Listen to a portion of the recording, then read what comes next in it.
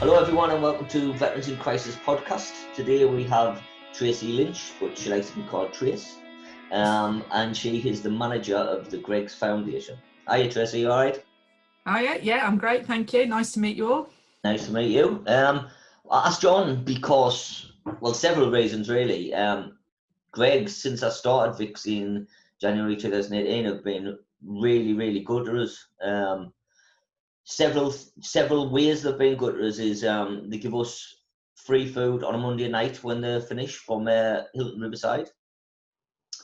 But when I first started Vix, all I started was a £10 pay-as-you-go mobile phone, right? And I used to use Greggs as my office, so I would meet my clients in Greggs, get them a cuppa, get them a pasty or whatever, and then do me sort of interview and my referrals in there. So to be honest, for the first 3 months of starting Vix, I was spent about 6 or 7 hours in Greggs every day. Do you know? Because I like Yeah, people. mind you, you see, when you're buying a coffee and a pasty, for every time you make a purchase, 1% of pre-tax profits comes into the foundation. So you see, you were helping me even then. Oh, see, I It's knew a that. circular world, isn't it? You see. Well, to be honest, I was in there that often. I used to get loads of free, when you do the stamp. I used to get Right, loads of free yeah, tea coffees.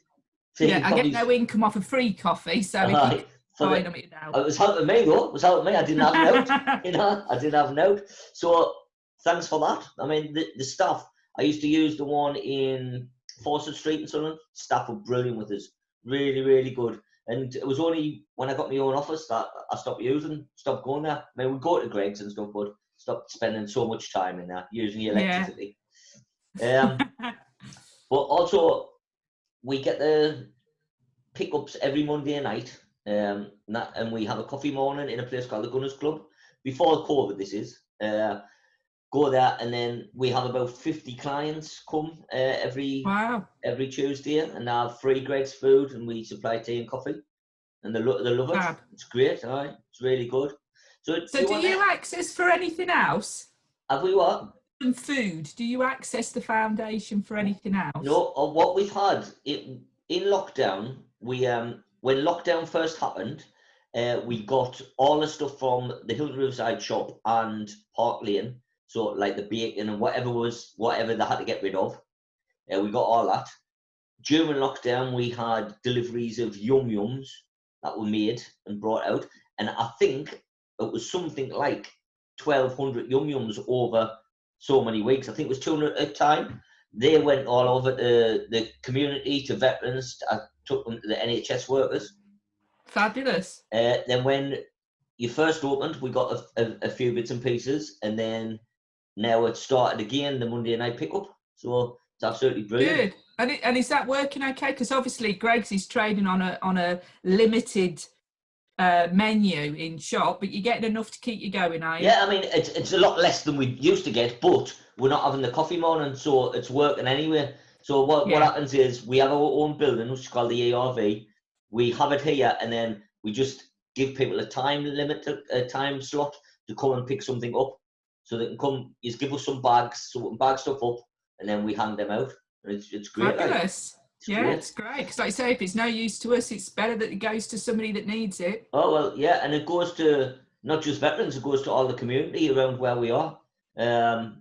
We sort of early on, when the virus hit, we realised the community had helped us to get where we are. So we thought, well, we can help the community. So we've done all sorts just for the wider community, not just veterans. Fabulous. Sorry, I've now got 2 dogs about to attack something. So I didn't let them attack me. I've already been attacked by 2 dogs before. I tell you what I am after, like, if you've got them spare, I might as well blag you now while we're on a podcast. Well, you think you're going to be able to do it better because you've got it recorded. So because of COVID, we are only allowed at the moment to have one client in on each floor. However, we've got a yard and then we've got a parking area, but the parking area is open. So what we need is some of them cafe barriers, what you have outside, the silver things. And then it has the banner on. So if you fancy supplying some of them with Greggs on, great advertising for you. We're next to a main road. and then we'll just leave it with me. I'll see what I can do. I actually have no control over bits of equipment, but there's probably some dump somewhere. So let me see what I can do for you, and I'll come back to you on that one. That'd be brilliant, because that would mean possibly 20 people can get in the back with social distancing. So instead of having one person, we can have people come 20 people at a time to sit out the back. Champion. You can come and bring 19 clients in a year, and then you get a picture took. It's ideal. Yeah. So do you want to sort of describe what the Greggs Foundation does? Yeah, so let me tell you a little bit about the foundation. The foundation's probably Greggs' best kept secret. So we've been around for 30 years, but long before it was a foundation, Greggs as a business is 80 years old, and obviously up here in the northeast, you live and breathe us up here, but not so well known further down the country. But it's been going over 30 years. It's probably has a turnover about 3.5 million now, over 3 million each year, that it awards out in grants, mainly small grants, to organisations right across the country in areas where Greggs trade, which, like I say, is pretty much most of the UK now, not massive in the southwest. They still like their own pasties down there, but for the rest of the country, you're embracing Greggs well. Our programmes are really around building healthier, stronger communities. That's our purpose for being here. And we have a big breakfast club programme which provides free breakfast to children in primary schools, and they're always in areas of low income, multiple deprivation. And we provide something like 36,000 children a free breakfast every school morning across the country through about 550 primary schools. That one we've got a big target for. That one we want to try and get to 1,000 breakfast clubs in the next 5 years. And unfortunately, with all that's gone on in recent times, the reality is that need will grow over the next few years, because I think we're likely to see a recession hit, and unemployment again, and then that's the sort of thing where the incomes drops, that people start to cut corners, and kids go hungry. So if we can get them into school, get them a breakfast, get them set up, that's great. So that's one of our main programs. We then have some grant programs where we make grants, which is why I was saying, did you get anything else from us? Because I'm surprised you've never made an application for a grant. So we provide, time yet. Now you've got to know me. We know stuff. A barrier today, it'll be something else. So we make grants out now. Over the last 10 weeks during COVID, they've been very COVID related. So we kind of put all of our efforts into supporting people that were helping support their community. So whether they were going out delivering food parcels or care packages, or just chatting to people, because as I'm sure you're fully aware, when you're isolated and you're already struggling with your mental health, and then there's a pandemic going on in the outside world, it's not a great place really for a lot of people. So even if it was people that were just making either calls via phones or these kind of Zoom meetings, we were supporting them. And over the last 10 weeks, I think we've awarded out about £350,000 to small organisations in little grants of about £500,000, just to help them keep everything going. But we've closed all of that now, and we're going to do a bit of a recovery phase, because what we're worried about for the charitable sector really now is, because they've been closed and because a lot generate their own income, and they're not going to be able to fundraise, because people are stopping using cash. I mean, there are ways to fundraise, but it is going to get difficult. They'll have missed opportunities. That we want to make sure that some of those organisations that we know really do support their communities stay there, because we need them there. So we're going to put in what we're calling a recovery fund. And so organisations that we've worked with previously, we can talk to and say, are you still going to be able to support your community? And if you do, here's some unrestricted funds, so that they could just keep them going. So rather than you can apply for 2,000 to have a project, to run a project, actually it's just, here's £2,000 and keep your doors open. Make sure you support your community. That's a brilliant thing. Sort of the main programmes we do. On top of that, we manage Greggs' unsold food. So, which is where the connection is with you. So it's Greg's food. It's not ours. We're an independent charity. We're just supported by the company. But because we have that charitable arm, we manage the programme and make sure that organisations are linked up to us and are getting that food. And it's a win-win, really, because Greg's don't want to pop it in the bin. It's landfill is a huge cost. It gets our shops knowing their communities, which is brilliant. That's so much better for them to have a connection with people within their own communities. And clearly organisations like yourself really benefit from it. And we do huge amounts, from the obvious homeless and soup kitchens to organisations like yourself, to after school clubs for homework, to afternoon teas with the elderly, to all sorts of things. So, an organisation, any organisation can apply. It doesn't have to be the obvious, which sometimes it is. So that's kind of where we are and what we get up to. Quite busy. Have you got any sort of idea how much food you give away in a week? It's difficult to say because we measure it by a unit. So if it's a sandwich or a cake, and that then doesn't really represent a great deal to the rest of the world. But 83% of our shops do donate unsold food. Now, it may not be 7 days a week if they're trading 7 days a week, but 83% of Greg's, and they've got over 2,000 shops now, are involved in this. So it is making a difference. I think we've got about 1,700 organisations signed up and collected. So there's still plenty of opportunity there as well. Because if you only collect one night a week, that one shop then presumably has 5 or 6 other nights that somebody else could collect for. So if you think you've got 2,000 shops generally trading 6 days a week, we won't say 7 really at the moment, but if they were all trading, and you multiply that up, there's lots of opportunities for organisations to collect.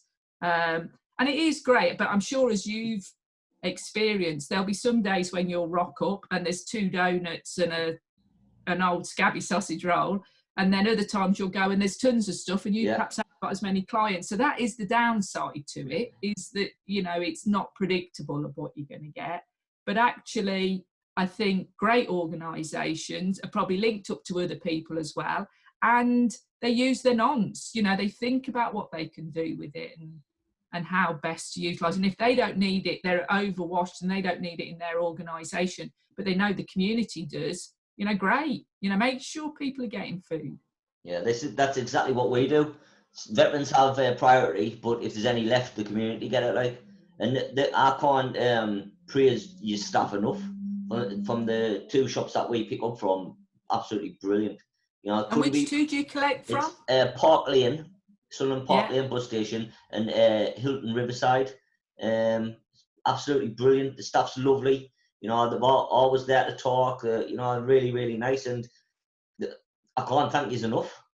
But that's great. And like I say, it is it's an easy thing to do. I think for a lot of years we struggled with it. So the bakeries would hand out food to bigger organisations like Fair Share and Trestles Trust, but the shops, we struggled how to manage it.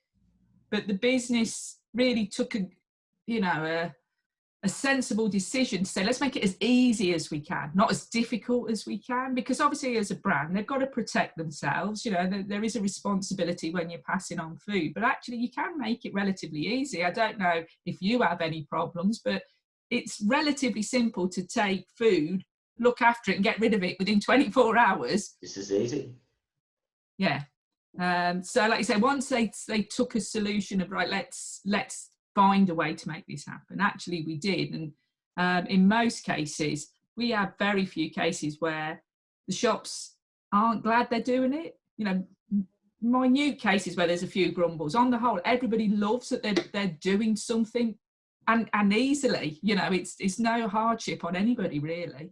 Yeah, like I say, they're really friendly and happy that they're giving us the stuff, And like you say, sometimes there's only a few items, and they're really disappointed and saying, even though I'm getting it for free, they're saying sorry because there isn't enough, But any items is better than no items. to be honest. And for the time being, why we can't have our coffee mornings, people are coming in to pick up and take home. And it's not like we don't say one pasty for one veteran. It's like if you've got a family, there's enough for the family, you know. And it's first come, first served, and we always make sure it's not the same people every week, you know, so it gets shared out. And it's a brilliant, brilliant scheme, like, to be honest.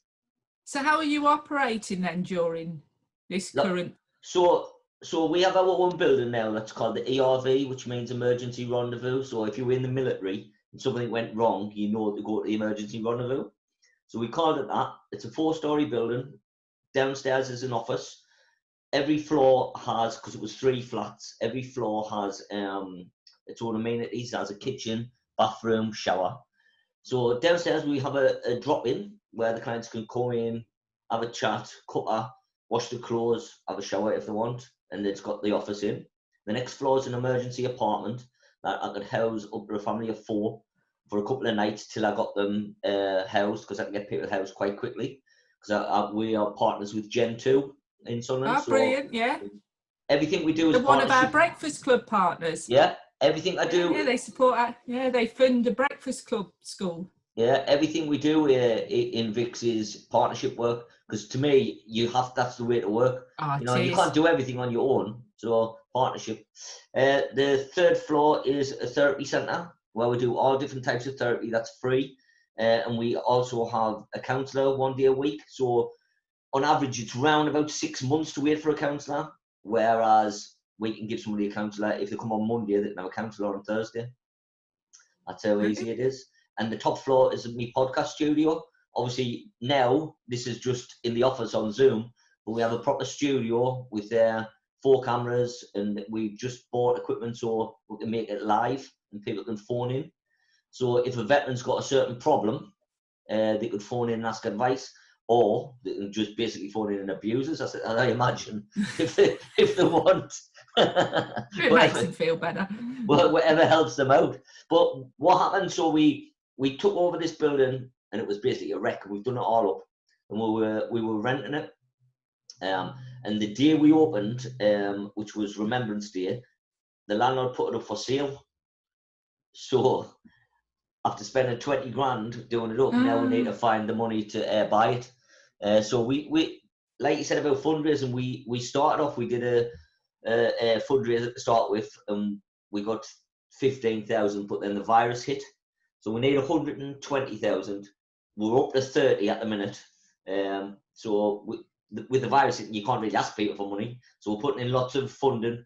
Because certain funding won't fund you to buy property. So we have to pick. We have to pick the certain ones that will. Yeah. Hopefully that'll come off. We wouldn't, unfortunately. Yeah, it's not something we would support. So hopefully, maybe some of the funding will come off. Or if not, I'll just have to get a mortgage. I don't want to get a mortgage because the ethos of VIX is if you give me £10, we give that £10 away. We have 2 bank accounts. So one bank account has money where we've been funded, which pays for the rent and the wages. I've only started getting paid this month. I've done it for 2 years for free. So this month was the first time I've been paid.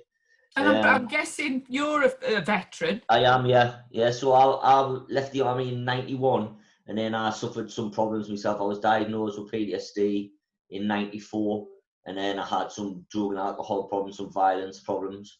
And then I suffered a really bad back injury, and then because of that, I became addicted to strong painkillers. Oh, so that's 10 years ago. So I've been straight for 10 years, and then I started this just 2.5 years ago. And like I say, I only had a £10 pay-as-you-go mobile and nothing else, and it just built up and built up and built up, and now we're 300 clients. So hopefully we'll get the money to pay for the building, then that's secure, and then we can look at extending the thing. What we do now is we have a sort of a timetable for every day of the week, apart from Sunday.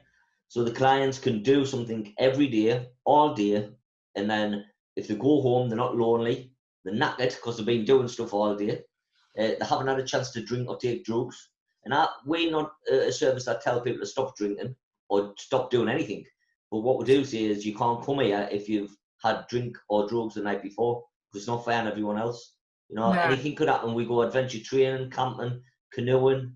We've got a running club. We've got a walking club called Ramblers Anonymous. We have circuit training 4 times a week, free lifetime gym memberships, counselling. We've got music therapy. We have art therapy once a week. We do stuff. Wow, what a great job. We do stuff in the Glass Centre in Sunderland. We do sports activities on a Friday in the Foundation of Light. And then we've got season tickets for the football. So there's something to do every day, all day, but then have Sunday off if I want to do that. And the idea was we have got a hashtag called Veterans Helping Veterans, because I started off by myself with no help. I knew I couldn't handle helping everyone all the time. So the coffee morning was everyone would make friends and then they could help each other. You know, even if it's just a phone call or go for a coffee or a walk, take the dogs for a walk. And then that's grew and grew and grew. And like I say, we get around about 50 each week. Brilliant. Honest God, I'm more interested in you than you are in me now. Yeah, watch some of our podcasts. It's on YouTube. I will now. I will. I've been too busy, but now I am really intrigued into it's on our podcast. What we do upstairs are on YouTube, Spotify and iTunes, and the ones on Zoom are on Facebook, and then they'll be on the YouTube channel. So just put Veterans in Crisis in, and then you. Brilliant. Right, I'm just going to quickly take a photo because then I can put it on Twitter that I've been chatting to you. All right. Well, we have. We both just before the dogs kick off again. We have Twitter. Well, obviously mine's Jer Fowler, and then we have Vic Sunderland. That's our Twitters. That's your Twitter, is it? Right. Let me write that. And then we have Facebook, Instagram, and then I'm on LinkedIn as well. Oh God, you're all over it. You are. I've got a bit. You know what? 2 years ago, I wasn't on social media, so. This is one of the things, you know, but I only use social media for work. I'm not a person that says, like, this is what I've done for me tea, or this is where I'm going on holiday, you know what I mean? I'm not into that at all. Like, I just do it for work, and that's enough. So what's your plans for the future? Have you got anything for Greg's, for the foundation, it's an interesting time, really, for us, because we've been fortunate at this current moment. So our income comes in various streams. So Greg's give us 1% pre-tax profits. We've got about 100 different businesses that help partner us with the Breakfast Club program. So we receive their income support for that. We've got some of the other Northeast trusts give us some money towards our hardship program. So I forgot to tell you about the hardship program. So we run this hardship program, which is just small amounts of support, and actually I would think you would be able to make applications on behalf of some of your veterans. Right. So they're made by a third party, so it would be somebody like yourself would apply on behalf of one of your clients and say, you know, they've been moved into a 1-bedroom bed, so they then got a fridge freezer, and we'd help you get that fridge freezer. So it's white goods, beds, bedding, clothing. If they needed a suit because they were going to go for a job interview or something. And we've just put on their supermarket vouchers currently. We're just trialling that. But that one's going to be mainly used through our Breakfast Club program, because we know the families are going to struggle over the next 12 months. And so if we can provide a supermarket voucher direct to their phone so they can just go and get some food, that will help us. So the income comes in for that one through some other trusts, plus we take some of it from our core income from Greg's. And then we've got 5 products we sell in the shops that give us an income. And we have the ability, because a lot of organisations want to be a charity of the year in a chain like Greg's. Well, we are the charity forever with a company like Greg's. So our boxes are there. Now, unfortunately, the products stopped because the shops closed. Obviously, the shops closed, so our 1% will be a smaller percent. And the charity boxes, they've opened up as cashless again, the shops have. And people aren't using cash so much, so the boxes won't get filled. So we're going to see a big decrease in our income. But when we got right into the middle of the crisis and we were kind of talking to the trustees, we said, this is the wrong year for us to go, well, we can't do as much because, you know, the shit was going to hit the fan and we needed to be there to help. You know, we needed to be able to try and support. What we have also got is an investment of shares, and we usually just take the dividends off that. We just take, you know, the payment off it. But this was a year that we said, could we go and withdraw some money off that investment? So we pulled down $1 million off that. So that's going to backfill some of the income we've lost, and it's enabling us to do more. So this year we're in a good place. But looking to next year, it's harder because we won't be able to go back to that investment, really. It needs to build again. So we're trying to think of ways of how we're going to generate some income. But we will stick with our programmes. You know, we will carry on our hardship programme because that's going to be needed more than ever, I think, over the next couple of years. We'll carry on. We do a core funding programme in the North East, so an organisation can apply for core funding. We'll carry on Breakfast Club. The one that we need to just review is we do this local community project fund, and that's normally funded by the pots, the penny pots in the shops, and because they won't be generating it, we won't be able to fund that programme. But we want to have a national programme, so we're just trying to work through now, how do we get an income in for that, and then what does that programme look like? It probably doesn't look like it's looked for the last few years. Maybe it needs to look different. So we'll carry on doing that. And then the unsold food programme really needs to drive again now. So we've just, because the shops have opened, we've gone back and given everybody a shake and said, you know, we're here, you can get back up and going. And I think out of the 1,700 organisations, we've had about 1,400, which is actually a surprising amount, really, that are back and have spoken to us and wanting to get going again. We knew we would lose some because some organisations are so small, they won't come out the woodwork for ages, will they? They'll just have disappeared now for a while. So we need to give that one a push and start keeping that going. And then one of the other ways of getting rid of unsold food is outlet shops. So Greggs have some of these already, and there still are, I think, about 4 in the North East. There used to be quite a lot around the country. There's one in Sunderland. There is one in Sunderland, is there? And that outlet shop takes good quality but second-day product and sells it very cheap, and it's always in a low-income area. So those people, are benefiting from having, second-day product. But one of the things that we've talked to the business about is how could we generate that back into those areas to really improve the community for the individuals. So we just started, but we haven't even opened any yet. We just started taking a percentage of the profits they make out of that, and then we're going to invest in a community hub in that area. So they will then get a relationship for probably 2-3 years with that shop, and all of that, or a percentage of that profit, will go into that community centre, and then we'll just ask them to make sure they're delivering on our charitable aims. So that's great. And the business still has an intention to open 4 more new outlets this year, because it is a good way for them to, where they can't find charities, they can get a van, they can collect all of that up, and it can go into one place and be sold through cheaply. Mm-hmm. And like I say, the virtuous circle in that one is the money that goes into that area then goes back into that, because the customers pay for it, and then we'll put that money back into that area and support a community centre.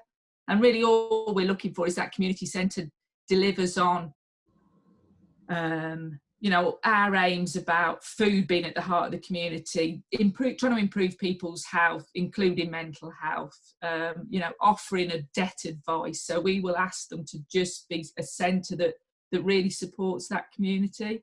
So we shall carry on with that one as well over the next, we want to have about 5 of them by the end of next year across the country. It's an excellent idea. I'm gonna wrap it up there. Is there anything else you would like to mention before? No, I don't think so, except how interested, and I shall be going and checking out the rest of the podcast. Right, you're quite welcome to come and have a look around the ERV as well, because when we're all allowed to move a bit more freely, we will make our way down there, I think, and come and have a look at you. Are you based in the northeast? I am now. I know I'm a Midlander. You can hear Yeah, that. I don't hide it well. I moved up here 2 weeks ago. I'm on Gateshead at the moment. All right. So I've been working for Grace for 25 years. For the last 5 years, I've been coming up every week and working up here 2 or 3 days a week. And so I eventually persuaded my husband, can we not just move? It's lovely up the northeast, let's go. So now I've dragged him up here and we're both sat in a house, not able to really enjoy any of the joys of the northeast. It'll not last forever, man. Yeah, exactly. It won't last forever. So yes, I am based here and our offices are over in Coreham. And like I said, the Northeast Core Funding goes right the way around the Northeast. It's not just Newcastle. Right, brilliant. Well, if you ever want to come, which I hope you do, come and have a look around, man. We will. I should be glad to get a day out. I'm sick of shuffling from my bedroom to this bloody office. Here, bring me cafe barriers. I'll make a note of that. I will get back to you on that one. I'll ask somebody this afternoon if they've got... Right, thank you very much. Yeah, it's been really good to talk. With the work. Right, thank you very much. Cheers now. Cheers.